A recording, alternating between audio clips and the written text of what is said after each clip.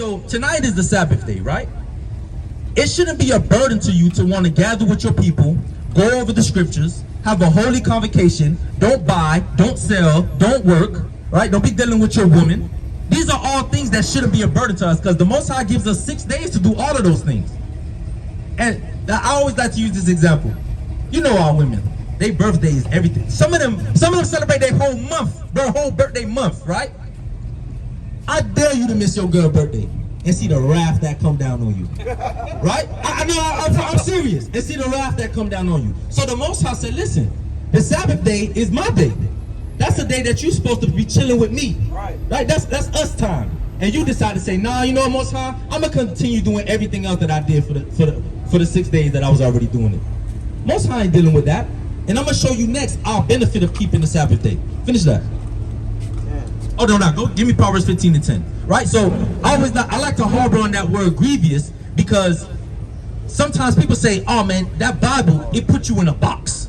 It's supposed to put you in a box because that box represents that hedge of protection. Right. You go outside of that, I don't know. I don't know what to do, man. You on your own. Right? You're growing up in the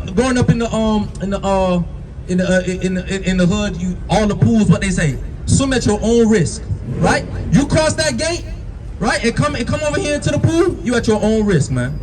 Right? That's that hedge. Once you cross that gate, you're on your own risk, man. Don't blame the Most High for what happened to you, because you decided to do that to yourself. Read that. 15:10. Yeah. The book of Proverbs, chapter 15, verse 10. Read. Correction. What? Correction. What? Correction. Correction. Read. Is grievous Uh-huh. unto him that forsaketh the way. Read. And he that hateth reproof shall die. That's what's really grievous, the correction. That's what's burdensome. I'm a smoker, I can't smoke no more. It's the correction. It's not the commandments. Because the commandments is what make us a holy people. The commandments is what make us a superior people. The reasons why the other nations are nothing is because they weren't chosen and given the Most High's word. Right. That's the difference. I know as black people, hey, we got the sauce, right? We got the sauce. We do everything the best, but it's because the Most High made us that way. That's how. Hey, we're not worried about you, man. That's how the Most High made us that way. And see, that's how I be sometimes. She's saying that's BS, but hey, let me tell you something. You ever. I was born in '92, so I wasn't around for it. But Hurricane Andrew, I heard, was a beast, right? Now, just imagine if a hurricane, tornadoes, tsunamis, all that scares people, right? They evacuate cities. He's never seen angels crack the sky, man. He never seen that type of judgment coming down. It's BS now, but when that sky crack and you see Christ and them holy angels coming out there, and you know what time it is, it's not gonna be BS then. You're gonna be crying. It's gonna be a great terror that falls upon a lot of our people. It's not gonna be a good day unless you found what? Keeping those commandments. That's how serious it is. That's how you want to be good in that day. You ain't trying to get caught up, man, because Christ's not coming back to hand out hugs. He coming to chop off heads. Read that. The book of Ecclesiastes, chapter 8 and verse 5. Read. Whoso keepeth the commandment shall feel no evil thing. Say it again. Whosoever keepeth the commandment shall feel no evil thing. So as long as you keeping these commandments, bro, you good. As long as you keeping these commandments, you good. Go back to Deuteronomy 10:12 so we can bring it full circle. So we get fearing God is what? Keeping his commandments. Loving God is keeping his commandments. So at the end of the day, what should you do? What is your requirement? Right? In just a brief sentence, what is your requirement? To keep what? Huh? Keep the commandments. Right? Keep the commandments. That's your whole duty. That's your whole requirement as an Israelite. Read that. The book of Deuteronomy, chapter 10 and verse 12. Read. And now Israel, what doeth the Lord thy God require of thee? Right. But to fear the Lord thy God. To fear the Lord thy God. Keep his commandments. Read. To walk in all his ways. To walk in all his ways. Keep the commandments. Read. And to love him. To love him, which is keep the commandments. Read. And to serve the Lord thy God with all thy heart and with all thy soul.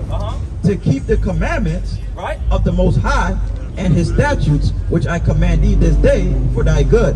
So now, if I were to ask you, if I were to ask anybody, are you a servant of God? And they were to say yes. And then I asked them, do you keep his commandments? And they would say no. Are they telling, is it a true statement that they're a servant, or is that a lie? Did they just tell me the truth, or did they lie to me?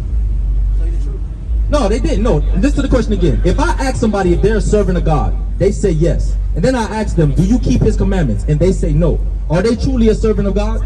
No, right? That's what we trying to come back to. We trying to come back to truth. Who we are and how we supposed to deal with our power, our God. Give me Joel 2:7. Give me Joel 2:7. Because this is a very important point to understand. Read that. The book of Joel, chapter 2, and verse 27. Read. And ye shall know that I am in the midst of Israel. Read. And that I am the Lord your God. And I'm the Lord who? Your God. And none else. And none else.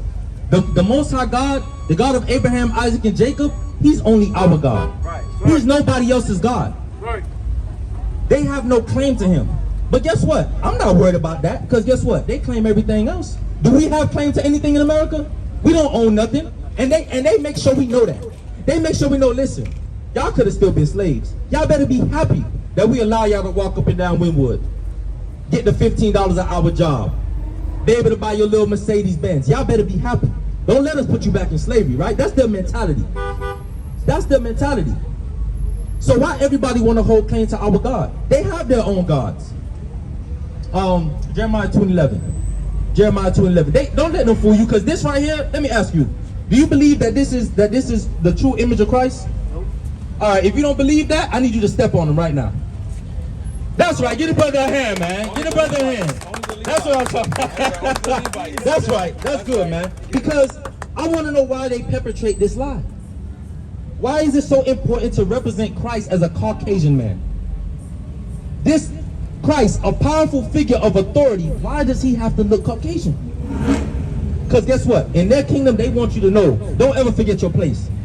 Don't forget your place, black man, Hispanic man, Native American man. We are gods to y'all. And that's how they portray themselves as such. We control y'all destiny. At a traffic stop, we could take your life, or we could give you a ticket and let you go home. You better not say nothing disrespectful, or else you go home in a body bag. That's how they feel towards us, man. That's how they feel.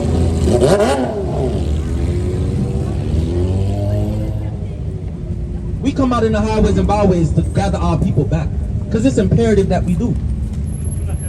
In order to build this nation, we need strong men. We're trying to build up a school down in Miami. We would love for you to come in, learn the laws of God, and join us, man. Be on this side. That's right. Be on this side. Because guess what? Let me tell you something. The only thing these people gonna get, man, is a bad liver and a headache in the morning. You getting life spoken into you right now. Right. Child support 9 months later. Right? Child support 9 months later. That's right. Read. Let me get that. The book of Jeremiah, chapter 2, and verse 11. Read. Have a nation changed their gods? Have the other nations changed their gods? Right? Is the East Indian man, did he stop worshiping the lady with all the hands? Right? Did the so-called white man stop worshiping white Jesus? Because this is an idol. If this isn't Christ for real, then this is an idol. Right. Right? Read. Which are yet no gods? Which are yet no gods. This is nothing, man. This is garbage. Buddha is garbage. Right. El Selassie is garbage. Right. Christianity as a whole is garbage. That's all garbage, man. They're all idols. They don't represent the Most High God. Read. But my people, the Israelites, read, have changed their glory for that which doeth not profit. So the Most High said we changed our glory for that which don't profit. So you know what's so glorious about the so-called Black, Hispanic, and Native American, man? That we God's chosen people. That's it. But if we don't act like it, then what's the point? We don't have no glory. But guess what? We want to glorify in doing all the wickedness that America allows us to do. And they're very cunning. They're very cunning. They make sin look like the best thing in the world, man. They really do. They make you feel comfortable in it. To the point where when you start coming out of it, you feel like a withdrawal. Like, damn, I wish I could just sin again. That's how America is cunning. But let's see what the scripture says. Revelation 18:4. Let's see what the scriptures tell us that we should do, man. Living in this wicked kingdom. Because they ain't got nothing for us. Read. The book of Revelation, chapter 18, verse 4. Read. And I heard another voice from heaven saying, come out of her, my people. Come out of her, my people. Speaking about Babylon, right? Read. That ye be not partakers of her sins. That you what? That ye be not partakers of her sins. The Most High doesn't want us to partake in her sins, man. Because what does sin lead to, according to Romans 6 and 23? Death. You want to die? Huh? Nah, what you mean not right now? Brother, you got to live. But guess what though? Of course, eventually your body goes back down, right? I want to die, no. Okay. I'm afraid to die, no. Okay. You're not afraid to die? All right. So now let me ask you a question. Have you ever lost a loved one? And that pain, right, that you felt when losing that loved one, do you want the same people around you to feel that pain? I ain't saying I want to die. No, but I'm just saying, you wouldn't want the same people around you to feel that pain, right? Now, of course, as the natural cycle of life, we born, we live, we die. That's fine. But guess what? You can be spiritually dead, right? You can be spiritually dead to the point where you don't really know what it's like you walking in a fog. You walking in darkness. So what we have to do is we have to find that light. We have to find that lamp so we can watch our step. Let's see what that light is. Proverbs 6:23. Proverbs 6 and 23. Because I feel you, brother, right? You can't sit up there worrying about every single thing. But at the same time, you want to know that you're protected. You want to know that you're covered. You want to know that you're walking with the Most High in this life. So that you know what? The Most High call you back at your appointed time, and not anytime sooner. You know what I mean? You don't want to be getting shot down in the street. You don't want to lose your life behind eating a bad diet, because in this book we have dietary laws. And a lot of our people suffer deadly illnesses from not following that law. Those are the things that I'm speaking about. Of course, natural death, but guess what? If you lived your life to serve God, that's a beautiful thing. That's a beautiful thing. You could go down to your last day, be like, you know what? I served the Most High. I kept His commandments. I fed His sheep. I kept His high holy days. Pay for it in the next life. Right? And the Most High gonna reward you, man. That's what we look for. Everything we do in life, we look for to be a reward. Read that. The book of Proverbs chapter 6 and verse 23. Read. For the commandment is a lamp, and the law is light. And the what? And the law is light. And what? And the law is light. The law is light. So if you went, give me Matthew 5 and 16. So now we walk in that light. It's not just for my benefit. It's not just for His benefit. It's for the nation as a whole. That is how we glorify our God, when we walk in His light. And let's say for instance, you go to school, right?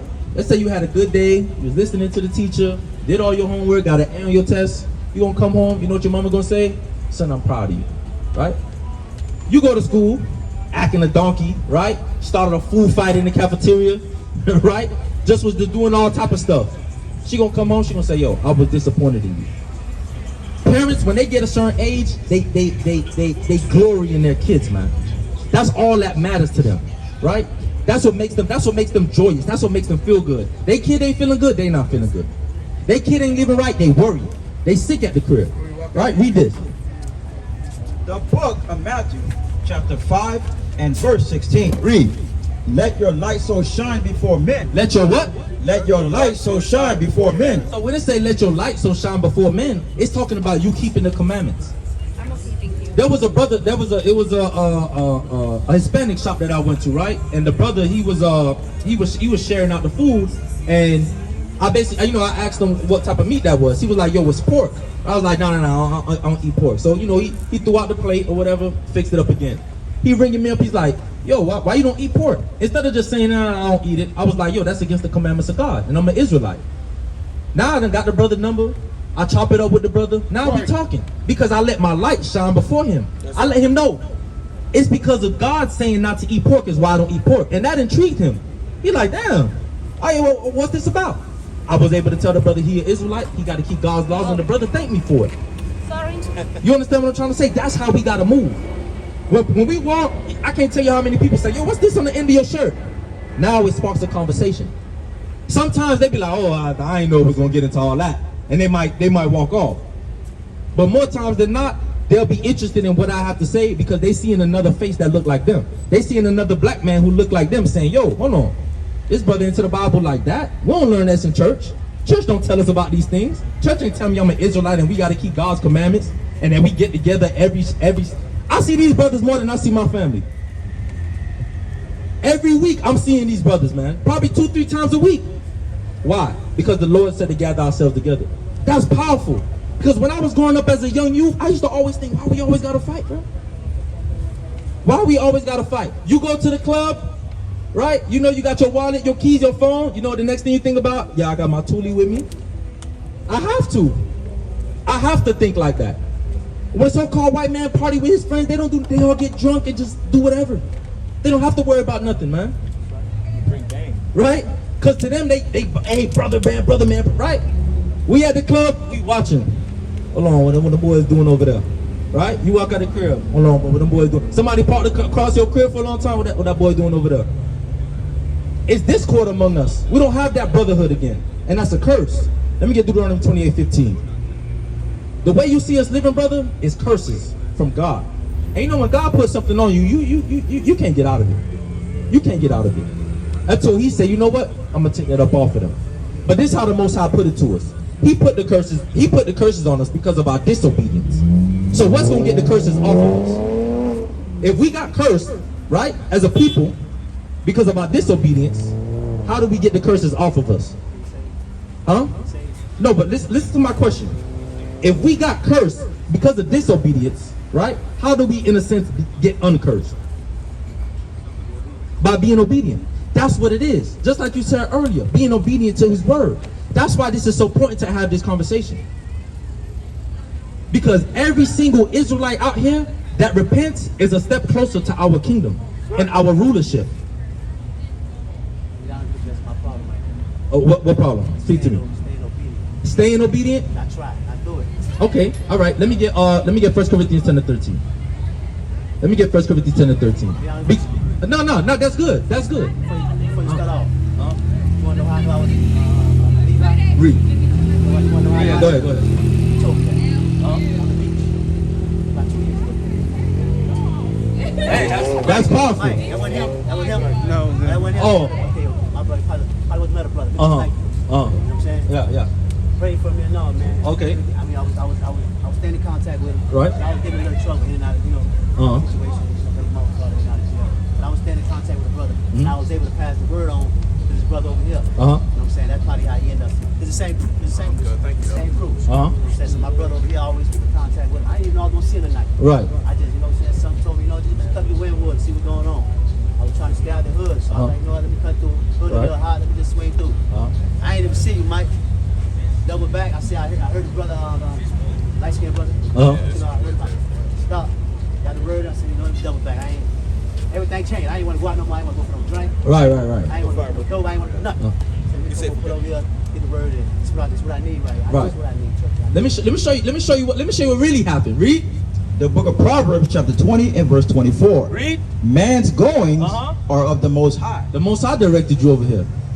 That story, and that's the power of the Most High. That story you just told to the Most High, all he did was this.